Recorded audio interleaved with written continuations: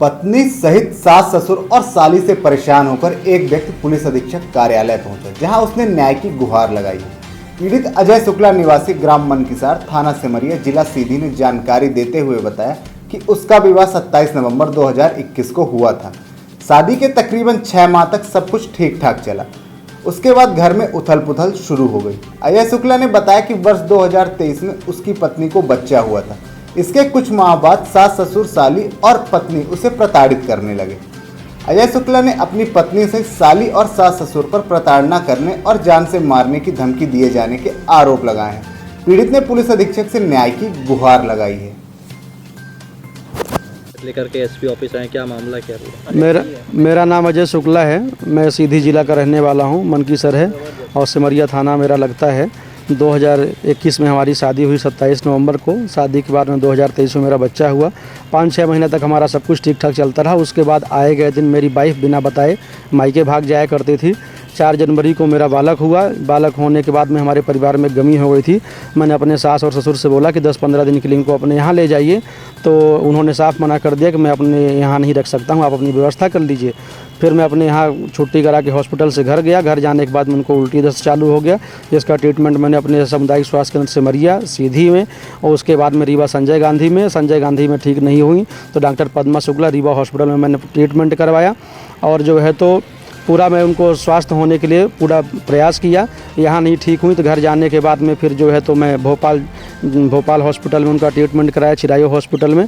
और हॉस्पिटल में ट्रीटमेंट करवाने के दरमियान भी इनके मम्मी पापा और मेरी साली लोग मुझे धमकियाँ देती थी कि क्या नाम से अगर मेरी बहन कुछ हो गया तुम्हारे घर वालों को सबको जेल में भिड़वा दूंगी। इस तरह के आए गए दिन मेरे घर में कलह मची रहती थी। शादी होने के 5 महीने तक मेरे यहाँ सब ठीक ठाक चला है। उसके बाद से हमारे घर में उथल पुथल चालू हो गई है। उथल पुथल की वजह जो है तो हमारी वाइफ को उनके मम्मी पापा, उनकी बहन लोगों ने सलाह देती हैं, उनको सपोर्ट करती हैं, तो वो मेरे यहाँ से रात में घर से भाग जाती हैं। इसके बाद में फिर ट्रीटमेंट करवा रहा था तो चिरायू हॉस्पिटल में उनकी बहन ने भी कंप्लेन किया। 100 नंबर वहाँ पुलिस आई थी, उसका भी आप जांच करवा सकते हैं। उसके बाद में जब मैं रीवा पहुँचा तो उनके पिताजी, उनकी बहन पराग पांडे ने मेरे को जो है तो मेरे ऊपर अपहरण का मामला दर्ज करवाया। तो जिन मैडम का मेरे पास फ़ोन आया था, मैं उनको क्या नाम से बोला कि मैडम अगर कोई पति अपने पत्नी का ट्रीटमेंट करवा के घर जा रहा हो, अगर ये अपहरण किया है तो आप उसमें कार्रवाई करें। फिर मैं जो है घर पहुंच गया। घर जाने के बाद में इनका 5-6 दिन तक यही सब नाटक चलता रहा। वहाँ 100 नंबर डायल कर देती, 181 करती और रात में पुलिस चौकी भाग जाया करती थी। और मेरी मम्मी मानसिक रूप से प्रताड़ित हैं, मानसिक रूप से पीड़ित हैं, जो कि उनके पीछे के भाग में चोट लगा था। 2013 जबलपुर में एक्सीडेंट हुआ था, उसकी वजह से उनका मानसिक संतुलन ठीक नहीं रहता है। मानसिक संतुलन ठीक ना रहने के बावजूद भी मेरी वाइफ कभी ना तो झगड़ा करती ना तो गाली देती हैं।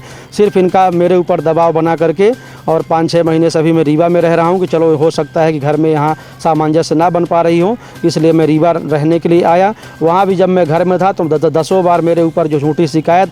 मेरी 4 बहनें, चारों अपने अपने ससुराल में हैं और मम्मी मेरी घर मेरे गांव में रहती हैं। मैं वाइफ बेटा लेकर के रीवा में रहता हूं और मेरी बहनों को झूठे दहेज एक्ट में फंसाने के लिए आए गए दिन मेरी माँ बहनों को फंसाए जाने की शिकायत दर्ज कराई जा रही हैं। और मैं मानसिक रूप से बहुत प्रताड़ित हूँ। मेरा यहाँ काम का कोई प्लेटफॉर्म नहीं है, फिर भी मैं उनके पीछे यहाँ पड़ा हूँ। कमरे किराया देता हूँ, सारा खर्चा उठाता हूँ। उसके बावजूद भी मेरे सास ससुर ना तो मेरे घर में आके कभी देखते हैं, ना तो कभी पूछते हैं कि मेरी गलती है कि उनकी बेटी की गलती है। वो लोग सलाह देते हैं और जो उनके माँ बाप बोलते हैं वो उनकी बेटी करती है। और कई बार मेरा रास्ता रोकने का प्रयास किया गया। मेरी वाइफ खुद बोलती है 20,000 रुपये देकर तुझे गुंडों से मरवाऊंगी। और 2 तारीख को अभी बिछिया थाना में रिपोर्ट दर्ज की गई। बिछिया थाना मेरी कोई सुनवाई नहीं हुई और वहाँ मैडम ने मेरी कोई एक भी बात ना सुनते हुए मुझे दिन भर बिछिया थाने में बिठा ली थी। उसके बाद फिर मैं जो है तो वाइफ मेरी आई, फिर छुड़ा करके ले गई। और मेरे और मेरे परिवार को इन लोगों से बहुत ज़्यादा डर है। सहमा हुआ मेरा परिवार रहता है और मैं रीवा में हूँ, इसके साथ में फिर भी मेरे को डर बना हुआ है।